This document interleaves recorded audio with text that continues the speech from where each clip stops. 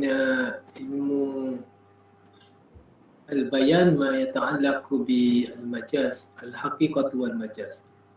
Jadi perbincangan kita pada pagi ini berkisar kepada al-haqiqatu wal majaz.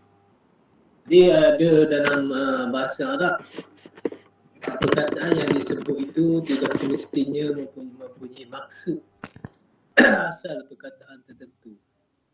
Jadi ada perkataan itu, walaupun penggunaan perkataan itu di dalam ayat, kalau jika kita ada lihat kamus, terdapat makna majazi, makna simbolik, makna kiasan, makna yang tidak ada dalam kamus. Jadi makna ini dicipta oleh pengarang ataupun penulis berdasarkan kepada struktur bahasa yang ada dalam masyarakat, sesuatu masyarakat. Jadi bahasa Arab adalah antara bahasa yang terindah di dunia. Jadi dia banyak menggunakan bahasa majaz daripada bahasa hakikat. Bahasa hakikat adalah bahasa kebiasaannya. Apabila kita naik pangkat, naik peringkat, naik martabat, maka penggunaan perkataan kita semakin lama semakin mempunyai makna yang berbeza lah. Contohnya masa awak kecil-kecil dahulu, kawan awak kata cantiknya beg awak ni bawa ke kelas. Awak kata memanglah beg ni cantik sebab saya beli kat mana-mana bilion dan sebagainya, ikutlah. Tapi apabila awak telah meningkat dewasa, remaja dan dewasa, ada orang tengok awak ni, dia pun kata cantiknya baju awak ni, cantiknya jilbab awak, cantiknya tudung awak. Jadi kita akan memikirkan dari sudut yang lain. Mana kalau kita tengok satu tu, kita kena tengok dimensi yang lain. Pada dimensi yang teguh ni, kita tengok macam kita tengok matahari lah. Tengok matahari ni sekadar tu cerah je lah. Tapi apabila kita dewasa, kita tengok fungsi matahari dan sebagainya. Jadi dimensi yang lain itulah yang awak kena tahulah. Sebab setiap orang bercakap tu bukan sekadar dia nak kata baju awak cantik, tu awak cantik, tapi dia ada makna yang tersembunyi. Makna yang tersembunyi itu adalah makna majaz. Biasanya dalam percakapan, pertuturan kita ni, kita akan lihat daripada reaksi muka manusia. Tengok manusia. Jadi awak bila cakap dengan orang, awak buat apa mula-mula sekali? Siapa nak jawab ni?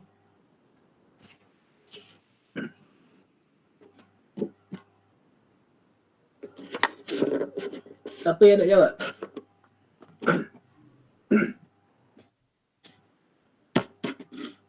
Ada ya?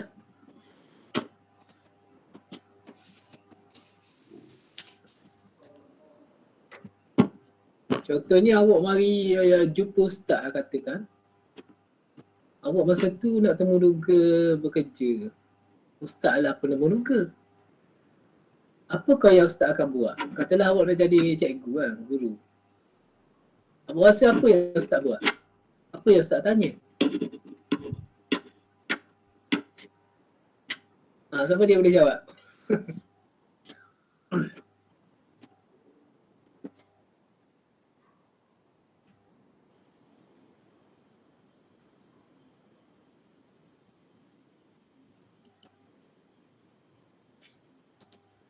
Sharing ni ada tak ni? Ni gambar ni ada tak? Ada tak sekarang ni? Sekarang tak ada dah? Okey.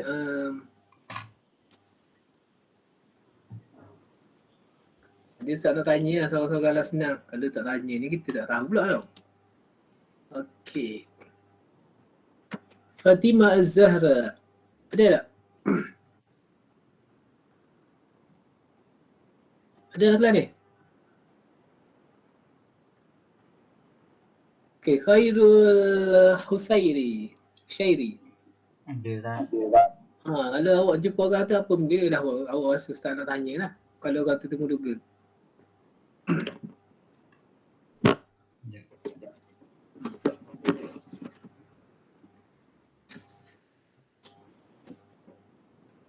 Tanya nama dah ada lah. Biasanya dia bagi dah nama, alamat semua sekali. Apa benda yang kita nak tanya? Okey, Ustaz bagi panduan lah pada hari ni. Bila kita berjumpa dengan seseorang, kita tidak boleh menghukum seseorang berdasarkan kepada riak muka dia lah. Mana kita jumpa seorang tu kita rasa dia ni tak boleh lah kita nak bercakap sebab dia nampak garang dan sebagainya. Okay, itu reaksi pertama kita. Tengok manusia ni kita kena letak dalam hati kita. Manusia ni, dia ni boleh diajak berbicara. Mana jarang manusia tu dia senyap je apa. Mana ada manusia senyap tapi kita hendaklah memulakan lah sesuatu perbicaraan, sesuatu perbualan. Yang pertamanya Ustaz bagi tahu kepada awak, yang pertamanya jika awak nak jadi guru, Ustaz akan letaklah di dinding tu, di pintu tu, tanda tinggi, ketinggian. Ustaz akan tanda situ. Siapa yang nak jadi guru, dia mesti 4 kaki 9 inci ke atas. Siapa yang bawah daripada tu tidak layak jadi guru selama-lamanya. Jadi Ustaz tengok awak lalu kat pintu tu, tengok mana yang melepasi tanda tu, dia ni layak jadi guru lah, tanda lain. Yang keduanya apa yang Ustaz buat? Ustaz tengok awak punya tu, biodata tu, resume awak ke apa, Ustaz pun tengok awak lahir tahun berapa, berapa hari bulan. Jadi Ustaz akan cek. Ustaz akan ceknya rahsia tarikh lahir yang dibuat oleh Dr. Fadilah Khamsah ni. Selama 20 tahun Dr. Fadilah Khamsah membuat kajian tentang manusia ni berdasarkan kepada tarikh lahir kepada 20,000 orang manusia yang berada di Lembah Kelang pada tahun 90-an lah. Jadi ada 50% hingga 70% apa yang disebut tu ada kemungkinannya berdasarkan pada kajian sains sosial tu ada kemungkinan betul lah. Jadi Ustaz tengok situ lah kelebihan, kelemahan seseorang tu ada situ. Kerana kalau kita nak tanya dia dalam tunggu-tunggu, kalau dia tak ada jawab, kita akan cari kelemahan dia situ lah. Kelemahan ni orang ni suka gelabah. Jadi kita tanya bahagian benda dia jadi gelabah. Kita nak tengok reaksi dia terhadap sesuatu. Itulah salah satu panduan yang saya bagi. Jadi kita nak bercakap dengan orang ni, semakin lama semakin tinggi kita punya arah pendidikan. Jadi orang jawab tu masa kita temu-temu kita dapat agak selalu dah. Dia ni taraf mana? Cara dia berbicara macam mana. Jadi awak kena tengok perkara-perkara ni. Jadi dalam ni pentingnya komunikasi kita terhadap manusia. Kita kena kaji, kita kena ada nilai tambah kita terhadap reaksi kita terhadap sesuatu isu. Jadi dalam hakikat wal majaz ni dalam bahasa Arab dan bahasa-bahasa yang lain dia ada hakikat dan majaz. Yang pertamanya kita tengok contoh ra'aitu syamsa fis sama. Saya lihat matahari di langit. Tetapi matahari yang sama telah bertukar kepada makna yang lain. Ra'aitu syamsan biyadiha kitab. Saya lihat matahari ada kitab, bawa kitab. Di sini maksudnya matahari itu bukan matahari lah. Matahari itu makna yang lain, iaitu seorang wanita contohnya. Sebab apa dia ni wanita? Manusia kerana biyadiha kitab, ada kitab, dia bawa kitab. Jadi matahari tak munasabah bawa kitab. Biyadiha kitab itu adalah qarinah, petunjuk yang menunjukkan bahawasanya perkataan syamsu itu adalah bukan makna asal. Jadi dalam ayat majaz ni mesti ada satu unsur dipanggil qarinah yang menghalang daripada kita faham makna itu adalah makna asal. Jadi perkataan syamsu ni dalam kamus tidak adalah dikata seorang wanita. Tidak akan jumpa lah maksudnya. Yang kita jumpa berdasarkan kepada pemahaman kita terhadap sesuatu bahasa. Contoh yang kedua, jarak as-safinatu fil bahri. Maksudnya kita kata kapal itu berlayar di lautan. Memang betul lah kita tengok kapal yang betul. Tapi kalau kita tukar ayat, istami'na ila hadisil bahril faya' fi dhalikal majlis. Saya mendengar ceramah daripada al-bahrul faya'. Orang alim yang penuh ilmu di dada di dalam majlis. Jadi al-bahru ni lautan. Kita tak katalah lautan, kita dengar ceramah. Ceramah orang alim. Jadi lautan ini adalah maknanya adalah orang alim. Dia bukan makna lautan yang sebenar. Kenapa? Kerana ada ceramah, hadis. Hadis makna ceramah. Ceramah jadi tak mensabar. Lautan itu berceramah. Mestilah manusia. Apa kaitan antara penceramah tu dengan lautan? Maksudnya gini lah. Kerana lautan ni tidak seolah-olah kita tengok tidak bertepi lah. Walaupun ada tepi. Cuma dia tidak jauh. Terlalu pandang luas sebagainya. Maknanya kalau kita mengair ikan mendapat semua ikan, maknanya tak habis-habislah ikan dalam laut. Begitu juga dengan orang alim ni. Setiap kali ceramah ramailah pengikutnya. Anwa'ul majaz. Majaz terbagi kepada dua, iaitu lughawi dan akli. Lughawi ni berdasarkan kepada makna itu tidak ada dalam kamus. Maka dia akan kembali kepada makna lain. Akli ni dari segi akal, dari segi logik. Dari segi logik ni kita rasa tidak logik lah penggunaan bahasa tersebut. Kemudian majaz lughawi terbagi kepada dua, iaitu isti'arah dan majaz mursal. Isti'arah maksudnya di sini adalah daripada isti'arah. Isti'arah daripada ista'arah. Ista'arah maknanya kita pinjam sesuatu. Jadi yang ni bahagian isti'arah dia adalah satu gabungan antara majaz dan tashbih. Majaz kerana dia mempunyai makna kiasan, bukan makna asal. Itu dari sudut majaz. Kemudian dari sudut tashbih, kaitan apa dengan tashbih? Kerana dia ada kaitan perbandingan. Maknanya kita banding wanita ni seperti matahari. Indahnya sesuatu kita bandingkan seperti matahari. Jadi itu ada unsur perbandingan. Dari segi makna ada unsur perbandingan, maka dia masuk dalam bahagian isti'arah. Yang kedua, majaz mursal. Majaz mursal ni makna mutlak. Mursal ni makna mutlak. Majaz semata-mata majaz.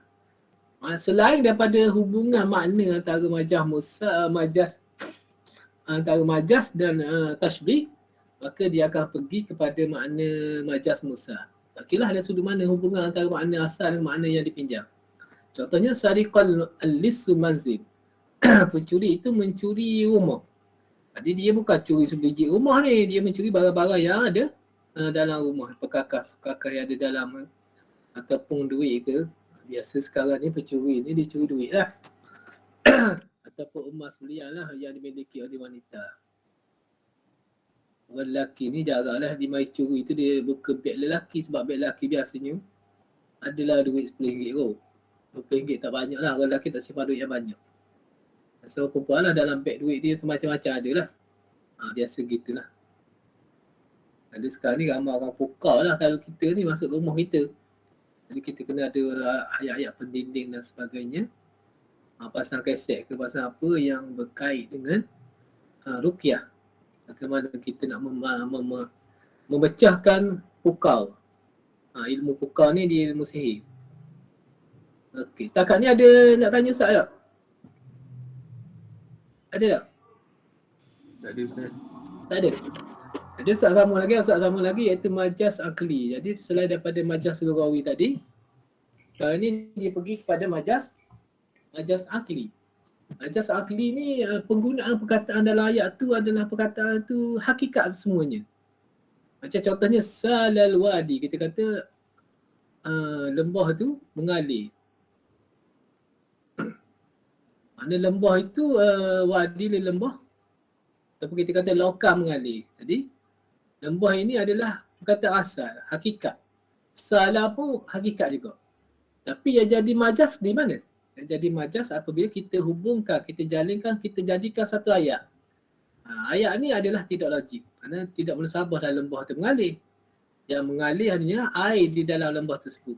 Kalau lokam mengalir, orang kata sungai mengalir, bukan sungai mengalir, air sungai yang mengalir. Jadi yang itulah dari segi logiknya tak munasabah lah. Maknanya macam tu. InsyaAllah kita akan bincangkan setiap satu ni secara terperinci lepas ni. Isti'arah ni maksudnya kita pinjam sesuatu barang dipanggil isti'arah. Jadi dari segi istilah balaghahnya, isti'arah adalah istimalul lafzi fi ghairi ma wudi'a lahu li alaqatil musyabahah wa qarinatin mani'atin min iradatil ma'na asli. Jadi kita menggunakan satu patah perkataan. Ingat ni dalam majaz biasa, isti'arah ataupun majaz mursal, kita fokus pada satu patah perkataan saja. Sebab tu dia kata istimalul lafzi. Kalau majaz akli tadi kita fokus kepada satu ayat. Kerana perkataan-perkataan yang digunakan dalam ayat itu adalah perkataan hakikat. Tetapi yang menjadi majaznya dalam majaz akli adalah logik ataupun tidak ayat itu digunakan. Itu perbezaan antara majaz akli dengan majaz al-lughawi. Jadi penggunaan perkataan ni bukan pada tempatnya yang asal. Bi alaqatil musyabahah, ada hubungan musyabahah, ada hubungan tashbih. Ma'aqarinatin mani'atin min iradatin ma'na asli. Jadi ala ayat tu ada qarinah yang menghalang daripada makna asal. Contohnya apa? Qabbaltu zahrati qabla an tazhaba ila al-madrasah. Saya cium anak perempuan saya sebelum dia pergi ke sekolah. Jadi zahrati ni asalnya bunga. Jadi bukan bunga kita cium ni, kita cium anak kita lah. Jadi di sini bunga ni asalnya anak perempuan kita. Anak perempuan tu kita bandingkan dengan bunga. Jadi itu lafzu. Lafzu zahrati ni. Tapi digunakan pada fi ghairi mawdi'ah. Dia bukan pada makna asal. Makna zahra ni makna bunga. Tengoklah kamu makna bunga. Tapi bukan maksud bunga anak perempuan. Digunakan bukan pada tempatnya. Jadi maksud asalnya anak perempuan. Dia alaqatil musyabah. Ada hubungan tashbih. Mana kita bandingkan anak perempuan kita itu seperti sekuntum bunga. Maksudnya gitu. Kemudian ma'aqarinatin mani'atin min iradatin makna asli. Ada dalam ayat tu qarinah, petunjuk yang menghalang daripada makna asal. Jadi perkataan asal ni, Zahrah ni bukan makna asal. Kenapa? Kerana sebelum pergi ke sekolah ni, qabla an tazhaba ila al-madrasah, ini ada qarinah. Jadi tak munasabah dah bunga pergi ke sekolah. Tak munasabah. Bila tidak munasabah, dia akan pergi kepada majaz, makna majazi. Kemudian rukun isti'arah ada 3, iaitu musta'al, lahu musta'al, minhu musta'al. Musta'al lahu musyabbah, musta'al minhu musyabbah bi, al-musta'al lafzul manqul. Jadi di sini apabila sebut rukun-rukun isti'arah ni, dia bukan maksudnya rukun dalam fiqh wajib ada. Dia perlu ada satu saja daripada 3 ni. Itu al-lafzul manqul saja. Jadi al-lafzul manqul ni sama ada dia ni musyabbah ataupun dia ni musyabbah bi. Itu saja, satu saja yang ada lafaz ni saja. Lafaz ni merupakan lafzul manqul, lafaz yang digunakan, yang dipinjam ni macam Zahrah ni. Kemudian rukun yang lain dia adalah sama ada lafzul manqul ni musyabbah bihi atau musyabbah. Tengok Zahrati ni di sini adalah musyabbah bihi. Jadi musyabbah ni digugurkan lah. Sebab dalam isti'arah dia mesti gugurkan salah satu daripada musyabbah ataupun musyabbah bihi. Kalau kita sebut dua-dua, maka dia akan jadi apa? Jadi tashbih. Contohnya apa? Contohnya kita kata qabbaltu ibnati kaz-zahra. Jadi dia bila sebut belaka dua-dua tu, dia akan jadi tashbih lah. Dia tak akan pergi kepada isti'arah. Faham tak ni? Boleh faham tak? Maksud Ustaz ni. Okey, setakat ni? Okey Ustaz, insyaAllah. Okey. Kemudian kita lihat kepada peringkat-peringkat yang kita kaji terhadap isti'arah ni. Kita kena lalui 3 pintu. Pintu yang pertama, kita melihat dari sudut tarafah tashbih, iaitu tarafah ni, 2 sudut tashbih, iaitu musyabbah dan musyabbah bihi. Kita lihat daripada sudut musyabbah ataupun musyabbah bihi. Jika disebut musyabbah bihi, masuriha fiha bilafzil musyabbah bihi, dalam ayat tu ada musyabbah bihi. Isti'arah tu dinamakan dengan isti'arah tasrihiyah. Maksudnya kita sarah, kita terus terang dengan makna penggunaan perkataan adalah penggunaan perkataan musyabbah bihi. Jika kita hilangkan musyabbah bihi, kita sebut musyabbah saja, maka dia akan pergi pada bahagian kedua, iaitu makniyah. Secara kiasan, isti'arah ni secara kiasan, iaitu mahuzifa fiha musyabbah bihi. Dalam ayat tu dia hazahkan musyabbah bihi. Apabila kita hazahkan musyabbah bihi, maka orang tak tahu musyabbah bihi apa benda kan? Orang tak tahu kan? Mana Ustaz kata awak ni laju ke kelas, awak ni lajunya awak terbang ke kelas. Jadi macam mana musyabbah bihi? Tak ada kat situ. Awak ni musyabbah, saya sebut dalam ayat. Kemudian musyabbah bihi tak ada. Awak terbang ke kelas.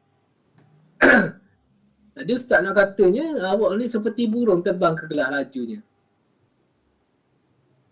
Jadi apabila Ustaz azahkan musyabbah bihi, iaitu burung tu, jadi awak tahu macam mana Ustaz bandingkan awak ni dengan burung. Jadi awak akan tahu bila rumiza ilahi bi syai'in min lawazi, Ustaz simbolkan sesuatu yang melazimi burung, iaitu terbang. Bila Ustaz sebut awak terbang ke kelas. Terbang maksudnya awak terbang, maksudnya awak ni Awak terbang ke kelas maksudnya awak seperti burung terbang ke kelas. Jadi terbang tu merujuk kepada burung. Bila kita hazah burung maka kita kena simbolkan perkara yang melazimi burung tersebut. Okey ya, sekejap eh. Sekejap ya, Ustaz nak jawab tadi sekejap. InsyaAllah dulu.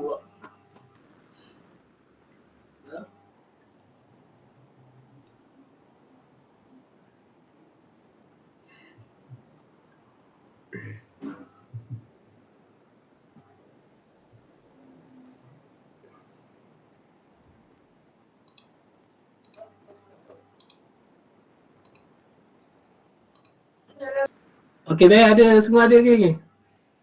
Okey, kita pergi kepada istiarah tasrihiyah. Okey, setakat ni? Okey semua? Seorang je jawab, orang lain tak tahu aku mana. Okey, istiarah tasrihiyah ni kita telah bincangkan sebelum ni, dia berkait dengan musyabbah bihi dan ayat. Contohnya bismillahirrahmanirrahim, ihdinas siratal mustaqim. Tunjuklah kami jalan yang lurus. Mana bukan kita doa kepada Allah ni, tunjuk jalan yang lurus ni, jalan ni. Jalan yang lurus macam highway ni, bukan maksudnya begitu. Maksudnya kita bandingkan agama Islam yang sebenarnya seperti jalan yang lurus. Jadi syubhat din al-islami as-sahih bis-sirat. Kita bandingkan agama Islam sebenar dengan jalan yang lurus. Kemudian kita hazah musyabbah, disebut musyabbah bi, aqam musyabbah bi ala sabi isti'arah tasrihiyah. Itulah adalah konsep yang ada dalam isti'arah tasrihiyah. Kita fokus kepada mana musyabbah dan mana musyabbah bihi. Biasanya isti'arah tasrihiyah dia akan menyebut musyabbah bihi saja, tidak disebut musyabbah. Yang keduanya bismillahirrahmanirrahim, kitabun anzalnahu ilaika litukhrijan nasa minaz zulumati ilan nur. Ini adalah kitab Al-Quran yang kami turunkan kepadamu wahai Muhammad, untuk kamu mengeluarkan manusia daripada kegelapan kepada cahaya. Bukannya keluar manusia daripada tempat gelap ni dalam gua atau kepada tempat cerah, bukan maksud gitu. Maksudnya syubihad dalalu bizuma. Sini dibandingkan kesesatan itu seperti kegelapan. Orang yang sesat ni orang yang seolah-olah orang yang duduk teraba-raba dalam kegelapan. Itu ya, ada dua istiarah sini. Yang keduanya al-huda bin nur, kita bandingkan. Di sini dibandingkan hidayah itu dengan cahaya. Mana orang yang dapat hidayah maksudnya orang yang dalam dapat cahaya. Dan hazah musyabbah disebut musyabbah bihi. Istiarah ni adalah istiarah tasrihiyah. Baik ya? Okay, kemudian kita pergi kepada yang susah sikit, dia panggil isti'arah makniyah. Isti'arah makniyah ni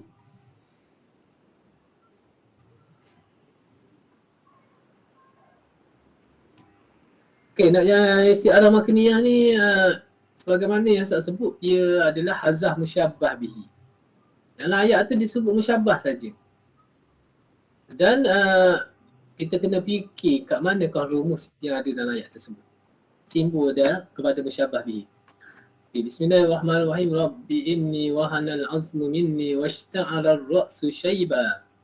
Jadi Nabi Zakaria berdoa kepada Allah Subhanahu Wa Taala dan mengadu bahawasanya dia adalah umurnya telah lanjut usia dan dia kata inni wahanal azmu minni. Tulang-tulangku telah lemah. Mana tua dah lah. Washta'ala ar-ra'su syaiba, dan menyala kepala saya dengan uban. Jadi maksudnya uban penuh atas kepala ni. Di sini dibandingkan apa? Jadi uban penuh. Jadi bukan uban ni bukan menyala kan. Bila kita sebut uban ni tumbuh dengan banyak di atas kepala. Yang tu biasa ayat biasa lah tu. Okay, tapi tidak digunakan ambata. Ambata makna tumbuh. Ambata syaibur ra'si. Biasa ayat biasa guna gitulah. Tapi tidak digunakan ambata, digunakan ishta'ala. Jadi dalam ni adalah majaz.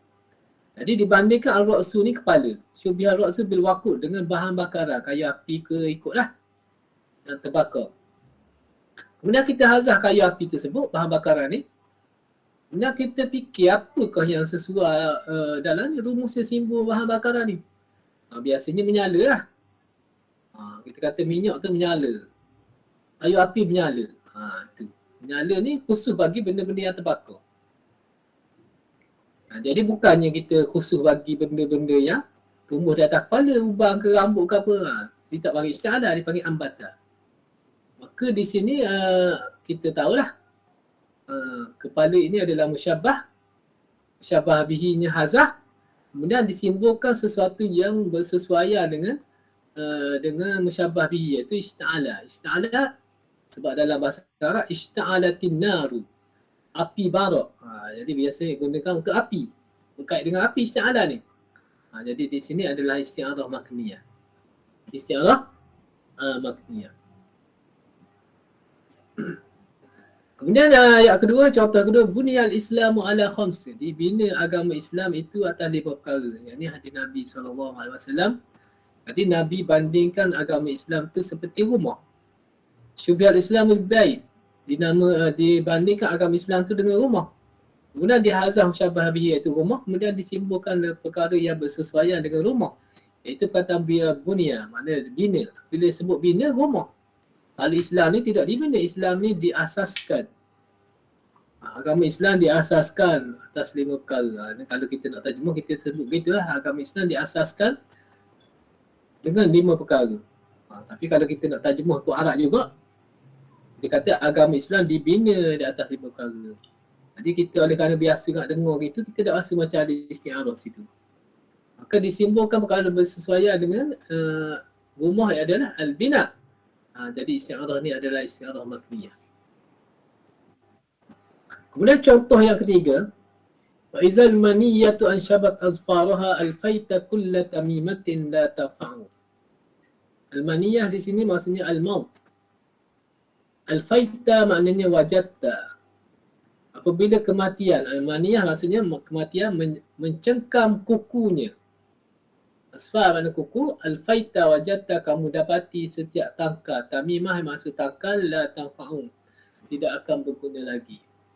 Jadi di sini dibandingkan al-maniyah tu, kematian itu bisabu'i, dengan binatang buas. Kerana apa binatang buas ni? Kerana binatang buas ni seperti burung elang ni, dia mencengkam kuku dia lah untuk mengoyak-ngoyak mangsanya, membunuh mangsanya.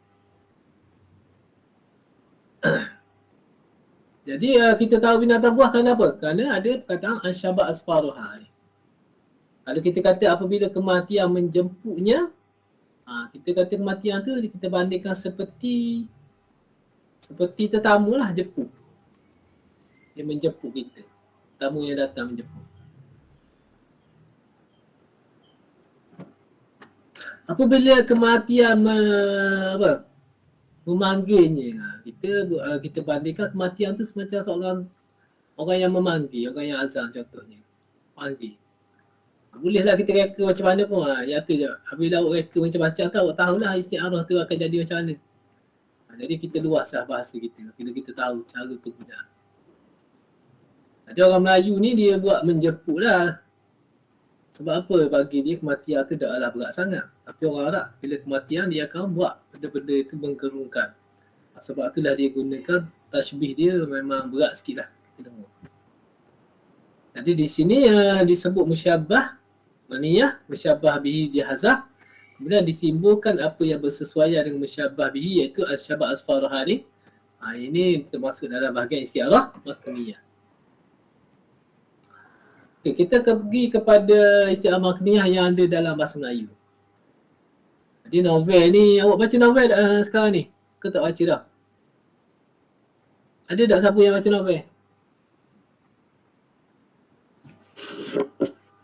Ustaz saya ni tak baca novel dah, saya baca WhatsApp je lah. Ya tak? Betul tak ni? Senyap belaka ya? Okay, dari isti'arah makniyah ni sebagai mana yang Ustaz ambil contoh lah. Contoh ni novel-novel tahun 90-an lah. Novel sekarang Ustaz tak sempat baca lah, tak sepatutnya baca lah, tak sempat lah. Senja sedang berlabuh. Jadi senja ni musyabbah. Berlabuh ni senja seperti apa? Seperti kapal. Kerana bila sebut berlabuh ni, mana kita fikir dalam pemikiran kapal lah. Sebab benda yang berlabuh adalah kapal. Kapal berlabuh di pelabuhan. Maksudnya gitu. Yang ada hanya pokok palma yang menari-nari mengikut irama angin malam. Jadi pokok palma ni musyabbah. Musyabbah bihi adalah menari. Kerana apa? Kerana rumusnya adalah menari-nari.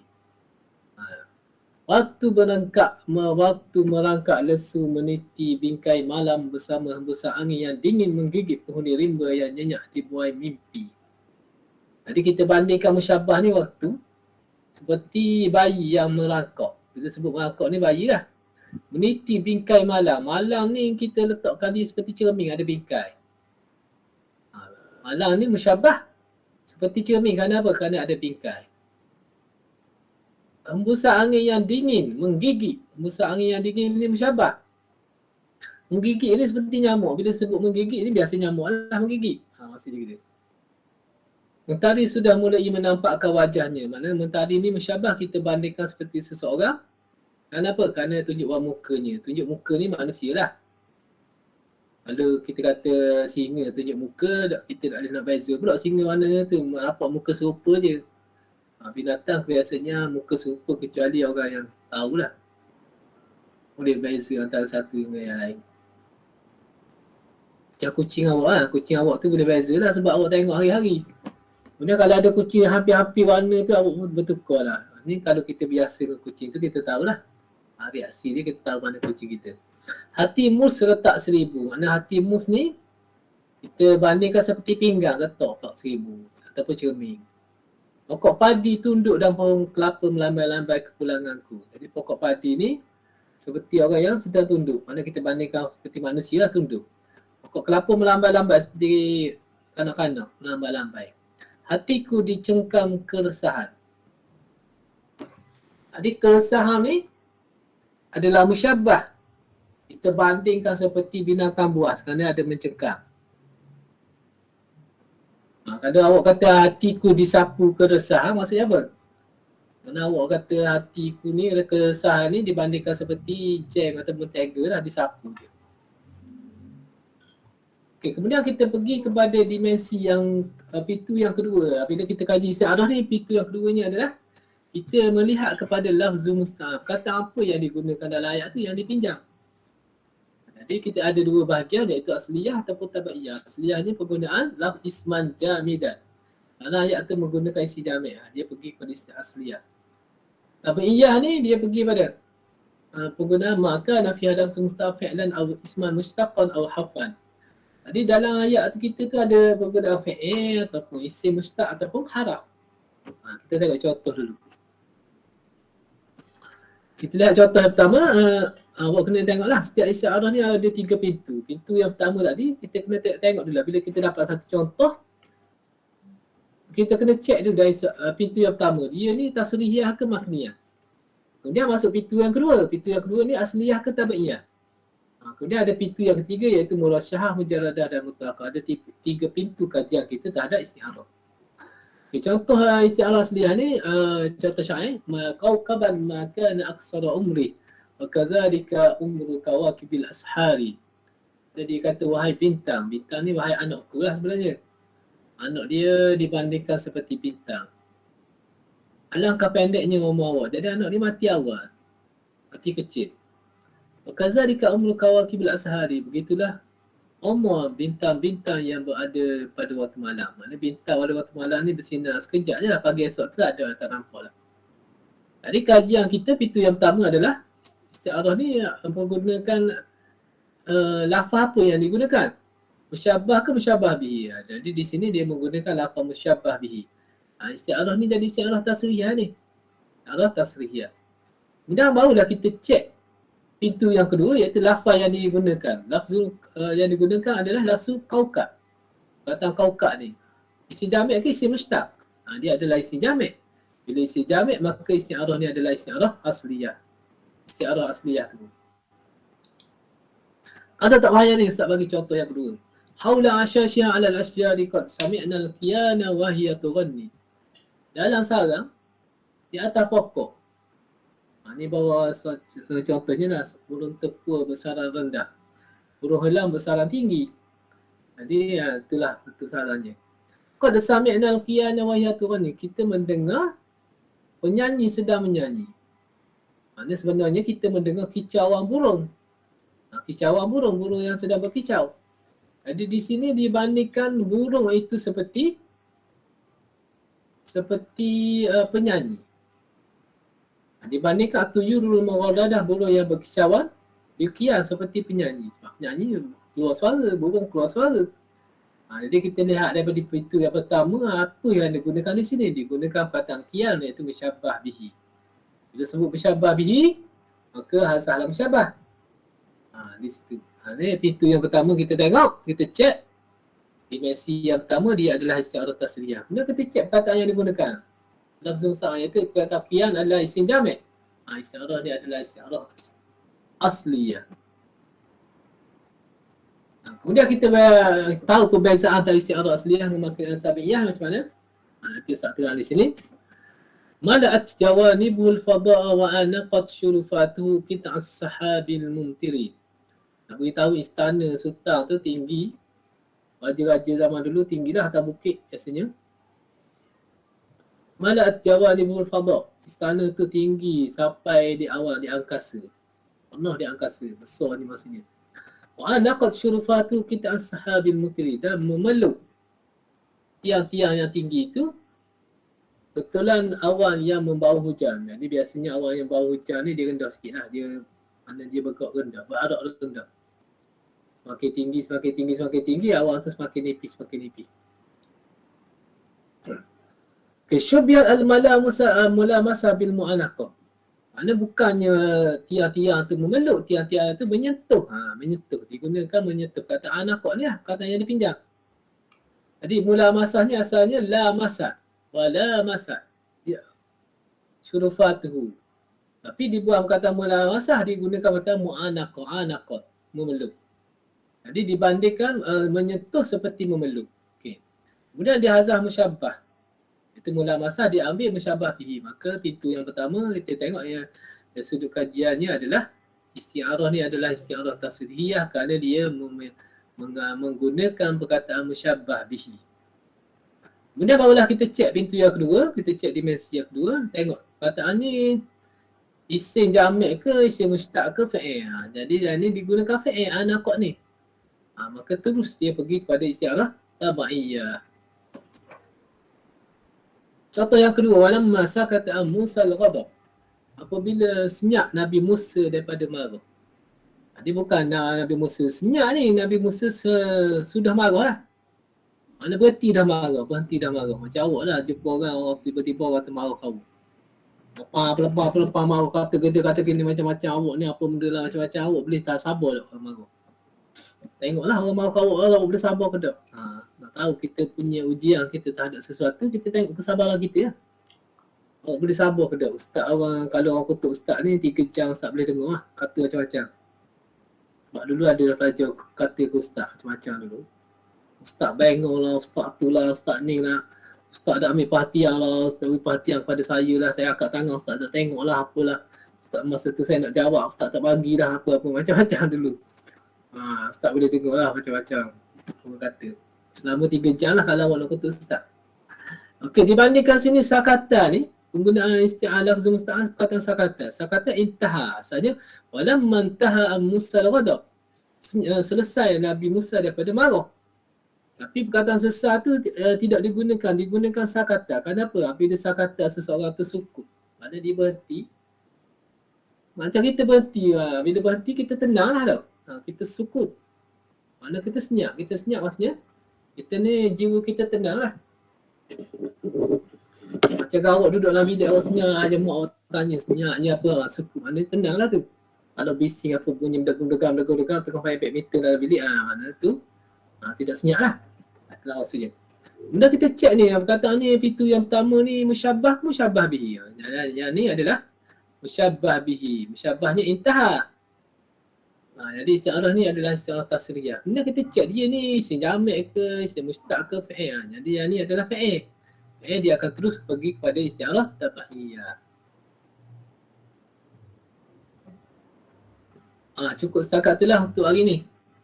Kemudian minggu depan kita akan baca isti'arah bi'tibaril mulaim. Murasyahah, mujarradah dan mutlaqah, yang ini adalah pintu yang ketiga kajian kita terhadap isti'arah. Okey, ada yang nak soal, nak tanya? Semoga dapat menjawablah ujian pada hari ini. Okey, ada siapa